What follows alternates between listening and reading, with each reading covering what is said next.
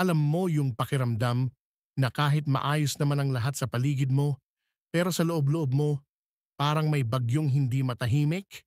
Yung tipong tahimik ang gabi, pero ang utak mo parang may karerang walang humpay nag-o-overthink, nag-aalala, nag-i-imagine ng mga senaryong hindi pa naman nangyayari, pero dun ka na kinakain. Kung ganito rin ang pinagdadaanan mo, gusto kong sabihin sa'yo, hindi ka nag-iisa. Lahat tayo, kahit yung mga mukhang matatag at kalmado sa labas, may mga gabing ganyan din. Pero ang tanong, paano ba natin haharapin tong anxiety na to? Paano ba natin tatahimikin ang maingay na isip? Maraming paraan ang mundo. May naglalakad, may nagwo-workout, may nagbababad sa social media, may naglalasing, pero ang problema, karamihan dyan temporary lang. Pagbalik mo, andun pa rin yung gulo sa isip mo. Pero may isang prinsipyo na matagal nang ginagamit ng mga tao, noon pa mga warrior, philosopher, mga hari, isang pananaw na hindi lang basta nakatulong sa kanila, kundi nagbigay ng tunay na katahimikan kahit nasa gitna ng gulo. At dito ko gustong dalhin ang usapan natin ngayon. Alam mo ba kung bakit sobrang lakas ng anxiety? Kasi sinusubukan nating kontrolin ang mga bagay na hindi naman natin kayang kontrolin.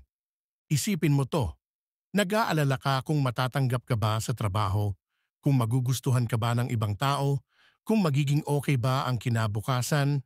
Pero tanong, hawak mo ba talaga ang resulta nun? Kung tapat tayo sa sarili natin, ang sagot hindi. Hawak lang natin ang effort natin, ang reaksyon natin, ang disiplina natin. Pero ang kung ano ang sasabihin ng ibang tao, kung anong mangyayari bukas, kung anong problema ang biglang darating, hindi natin kontrolado. Dito papasok ang isang napakasimpleng prinsipyo na nagligtas na ng napakaraming tao mula sa anxiety. Control what you can, let go of what you can't. Seryoso, subukan mong ilista lahat ng iniisip mong inaalala mo ngayon. Tapos hatiin mo, alin dyan ang kaya mong kontrolin at alin ang wala kang hawak. Makikita mo, halos 80% ng worries mo, wala ka naman talagang kontrol. Pero bakit tayo kinakain? Kasi pinipilit nating kontrolin ang outcome. Pinipilit nating iwasan ang sakit, ang rejection, ang uncertainty. Kaya habang sinusubukan nating takasan ang bagay na hindi maiiwasan, anxiety ang kapalit. Ang solusyon, harapin. Pero hindi yung basta-basta lang. Harapin mo na parang mandirigma, na handang tanggapin ang kahit anong ibato ng buhay. Dahil alam niyang hindi yun makakapagpabago sa kung sino siya at sa kaya niyang gawin.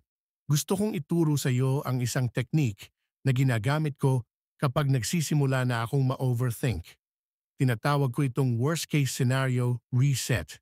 Kapag meron kang iniisip na problema, itanong mo sa sarili mo, ano ang pinakamasamang pwedeng mangyari?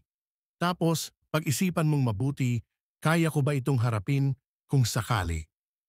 At malalaman mong, oo, madalas kaya mo. Hindi siya kasing lala ng iniisip mo. Halimbawa, natatakot kang mawalan ng trabaho. Okay, pag nawalan ka mahirap? Oo, pero mamamatay ka ba? Hindi. May paraan pa rin para bumangon. May ibang pinto. May ibang landas. Kapag na-face mo na yung pinaka-worst sa isip mo, biglang luluwag ang dibdib mo. Kasi alam mong kahit mangyari yun, buo ka pa rin, buhay ka pa rin, at may magagawa ka pa rin. Ang anxiety kasi, parang multo yan na mas lumalaki habang iniiwasan mo. Pero kapag hinarap mo, unti-unti siyang nawawala. Isa pa, tandaan mo ito, karamihan ng sakit natin, hindi galing sa mismong nangyayari. Galing yan sa kung paano natin iniisip ang mga bagay.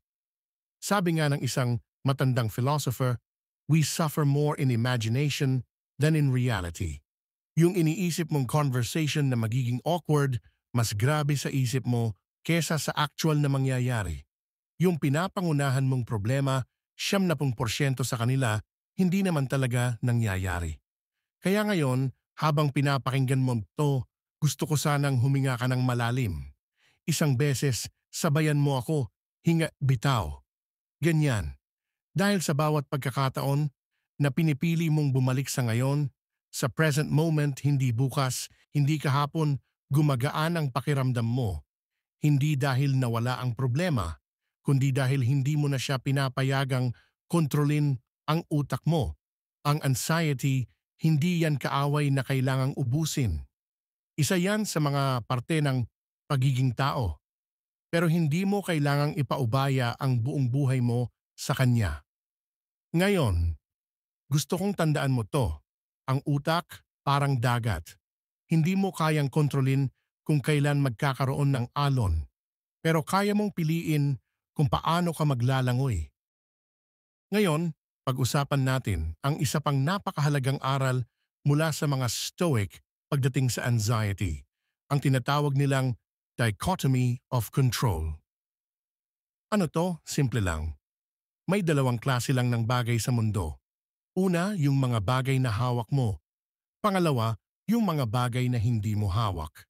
At sabi ng mga Stoic, ang tunay na kalayaan ng tao nagsisimula kapag natutunan mong ituon ang lakas mo sa mga bagay na kaya mong baguhin at palayain ang sarili mo sa pag-aalala sa mga bagay na wala kang kontrol. Halimbawa, hawak mo ba ang opinyon ng ibang tao? Hindi. Hawak mo ba kung anong sasabihin nila sa'yo? Hindi. Pero hawak mo kung paano ka magre-react. Hawak mo kung paano mo aalagaan ang sarili mo sa gitna ng ingay ng mundo. Hindi mo hawak kung kailan darating ang problema, pero hawak mo kung paano mo tatanggapin ito. Kung uupo ka ba at malulugmok o tatayo ka, sisimangot ng konti, tapos tuloy pa rin sa laban. Ang anxiety kasi parang ulan. Hindi mo kontrolado kung kailan uulan, pero pwede kang magdala ng payong. Pwede mong piliing hindi mabasa. At yan ang mindset na kailangan mong buuin, hindi yung perfect life na walang problema, kundi yung katahimikan ng isip kahit saan ka ilagay ng tadhana. Kaya nga ang mga Stoic, bago matulog, nagre-reflect sila. Tatanungin nila ang sarili nila, ano sa mga nangyari ngayong araw ang kaya ko talagang kontrolin? Ano ang hindi? At ano ang natutunan ko rito? Kasi habang nililinis mo ang isip mo sa gabi, hindi ka bubulabugin ng mga bagay na wala naman sa kamay mo. Matutulog ka ng mas magaan. At isa pang teknik na gusto kong ibigay sa iyo ngayon. Negative visualization. Pakinggan mong mabuti. Sa halip na takasan ang mga kinatatakutan mong mangyari, minsan maglaan ka ng oras para isipin ito, pero hindi para magpanik, kundi para maghanda. Halimbawa, takot kang mawalan ng trabaho? Isipin mo kung anong gagawin mo kung sakaling mangyari nga. Anong unang hakbang? Kanino ka lalapit? Anong pwedeng pagkakitaan? Takot kang iwan ng mahal mo? Isipin mo kung sakali, paano ka babangon? Anong gagawin mo para alagaan ang sarili mo? Paano mo itatayo ulit ang buhay mo? Alam mo kung anong mangyayari kapag ginawa mo to. Liliit ang takot kasi ang kalaban ng anxiety ay hindi yung pag-iwas. Ang kalaban ng anxiety, preparedness. Kapag ready ka sa kahit anong pwedeng mangyari, kahit hindi mo kontrolado ang mundo, kalmado ka pa rin. Dahil alam mong kahit anong ibato ng buhay, kaya kong huminga, kaya kong lumaban. Alam mo, sa buhay, may mga araw talaga na kahit anong pilit mong ngiti sa salamin, ramdam mong may bumabalot na bigat sa dibdib. Yung tipong wala namang malinaw na dahilan, pero parang may kung anong humihila sa iyo pababa. Lalo na kung mag-isa ka. Tahimik ang paligid, pero maingay ang isip. At doon, kadalasan lumalakas ang anxiety. Kasi kapag wala kang ibang kausap kundi ang sarili mo at ang usapan puro pangamba, takot at what if, tiyak. Pagod ang utak mo bago pa matapos ang araw. Kaya isang aral na dapat mong tandaan. Ang halaga ng pagharap sa sarili mong isip. Hindi pagtakas, kundi pagharap. Paano? Tahimik ka, umupo, huminga, at sabihin mo sa sarili mo, okay, ganito ang nararamdaman ko na ngayon. Hindi ako okay at ayos lang yon. Kasi minsan, kaya mas lalo tayong nasasakal dahil pilit nating kinakalaban ang sariling emosyon. Pilit nating sinasabi sa sarili na dapat okay ako, dapat walang kaba, dapat masaya ako lagi. Pero hindi ganyan ang tunay na lakas. Ang tunay na lakas, yung tanggap mong tao ka, may mga araw na mabigat, may mga oras na kinakabahan. Pero sa kabila ng lahat ng yan, pipiliin mo pa ring bumangon, kumilos, at mamuhay ng may direksyon. At dito pumapasok ang isa sa pinakapaborito kong prinsipyo na lagi kong inuukit sa isip ko sa mga araw na parang gusto ko na lang humiga at magtago. Memento mori. Ibig sabihin, alalahanin mong mamamatay ka. Oo, seryoso. Hindi para takutin ang sarili mo, kundi para ipaalala na lahat ng bagay, lahat ng takot, lahat ng anxiety, lilipas din. Lahat tayo may takdang oras. At habang nandito ka pa, may choice ka kung paano mo gugustuhing mabuhay, natatakot, o nilalabanan ng takot araw-araw. Kaya kung may bagay kang kinatatakutan ngayon, isang malaking desisyon, isang posibilidad na masaktan, isang pagkakataong baka mapahiya ka, tanungin mo ang sarili mo. Pagtapos ng lahat ng to, pag nasa huling hininga na ako, magmamatters pa ba to? At kadalasan, ang sagot hindi. Yung mga bagay na pinag-aaksayahan natin ng kaba at takot, madalas hindi na natin maalala pagkatapos ng ilang linggo, buwan o taon. Pero yung lakas ng loob mong sumubok kahit takot ka, yun ang bitbit mo habang buhay. Ganyan ang disiplina ng isip na kailangang buuin. Hindi disiplina para magmukhang matapang sa harap ng iba, kundi disiplina para protektahan ang sarili mong kapayapaan. Dahil tandaan mo ang anxiety, hindi mo kontrolado. Pero ang desisyon, kung susuko ka rito o lalabanan mo siya, sa'yo yan. At kung kaya mo na isang beses, kaya mo ulit at ulit. Hanggang isang araw, mapapansin mo na lang. Lumalakad ka na sa gitna ng ingay ng mundo, pero payapa ang loob mo. Hindi dahil walang problema, kundi dahil alam mong kaya mong harapin. Ang tunay na tahimik na tao, hindi yan yung wala nang nararamdaman. Sila yung sanay ng humawak ng takot sa isang kamay, tapos tinutulak ang sarili gamit yung kabila. At ikaw kaya mong gawin yan.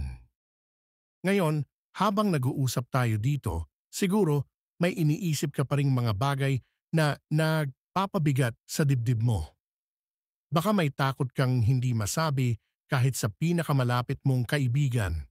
O meron kang mga pangarap na gusto mong simulan pero ang bigat ng kaba sa dibdib mo kaya hindi mo maituloy. Alam mo kung anong kailangan mo? Hindi magic, hindi instant motivation, hindi din assurance na laging magiging okay ang lahat. Ang kailangan mo, tapang natanggapin na minsan hindi magiging okay ang lahat. At okay lang yun. Dahil sa oras na matutunan mong tanggapin ang realidad ng mundo na may mga bagay kang hindi kontrolado, na may mga bagay na sisira sa plano mo, na may mga taong hindi mo kayang baguhin, at may mga panahon talagang matatalo ka. Doon ka nagsisimulang maging malaya. Ang totoong kalayaan, hindi yung walang problema. Kalayaan yung hindi ka nakontrolado ng takot. Kalayaan yung kahit may kaba, kaya mong umusad. Kalayaan yung kahit nasaktan ka kahapon, handa kang ngumiti ulit ngayon. At kung may pagkakataon man na madapa ka, tumigil ka sandali. Damhin mo ang sakit, kilalanin mo ang takot, pero huwag mong gawing bahay yang lungkot na yan. Daan lang yan, hindi destinasyon. Kaya ngayon, gusto kong sabihin sa iyo to. Ang anxiety, hindi yan mawawala. Pero pwede mong piliing hindi magpagamit dito. Pwede kang matuto kahit kabado. Pwede kang umusad kahit nag-aalala. Hindi kailangan laging walang takot para maging matatag. Minsan, ang totoong tapang yung kahit nanginginig na ang loob mo, sinasabi mong, gawin na natin to. At sa bawat hakbang mong ganyan, humihina ang kapit ng anxiety sa buhay mo. Kasi alam mong ikaw pa rin ang may control sa sarili mo. Gusto ko, tandaan mo to habang buhay. Walang sino man ang makakakuha ng kapayapaan mo kung hindi mo ibibigay. Ang mundo, sisigaw yan sa'yo. Mga balita, mga chismis, mga taong puro reklamo, puro inggit, lahat yan susubok sirain ang loob mo. Pero nasa iyo kung papatulan mo. Kapag natuto kang tumahimik sa gitna ng gulo, kapag natuto kang ngitian ang mga taong nagdududa sa iyo, kapag natuto kang ipagdasal ang mga nanakit sa iyo, ibang klase yon.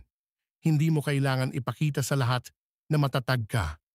Ang mahalaga, ikaw mismo, alam mong kaya mo.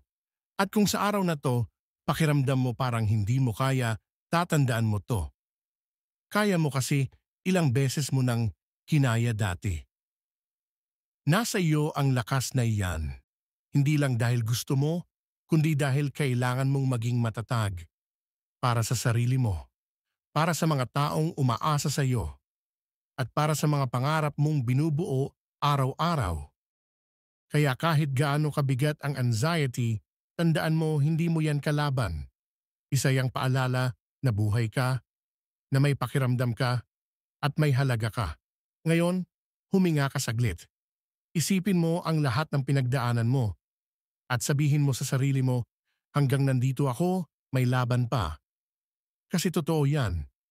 At kung nakaabot ka sa puntong to ng video, alam ko hindi mo na kailangan ng sobrang daming motivational quotes. Ang kailangan mo lang yung simpleng paalala, kaya mo. Kahit anong mangyari, huwag mong kalimutan yan. At kung gusto mong makasama pa sa mga usapang ganito, yung mga aral na hindi puro positibo lang pero totoo, huwag kang mahiyang i-comment ang nararamdaman mo na ngayon. Kahit simpleng salamat o naramdaman ko yan. Dahil minsan, yung simpleng pag-amin nakakaluwag ng bigat. At kung gusto mo pa ng ganitong mga video na nagtuturo kung paano lumaban tahimik pero buo ang loob, subscribe ka na. Dito, hindi natin itinatago ang kahinaan. Dito, tinatanggap natin, inaayos at pinipiling lumaban araw-araw. At tandaan mo lagi, anuman ang ibato ng mundo, may karapatan kang manahimik, ngumiti at piliin ang kapayapaan mo. Dahil diyan, tunay kang panalo.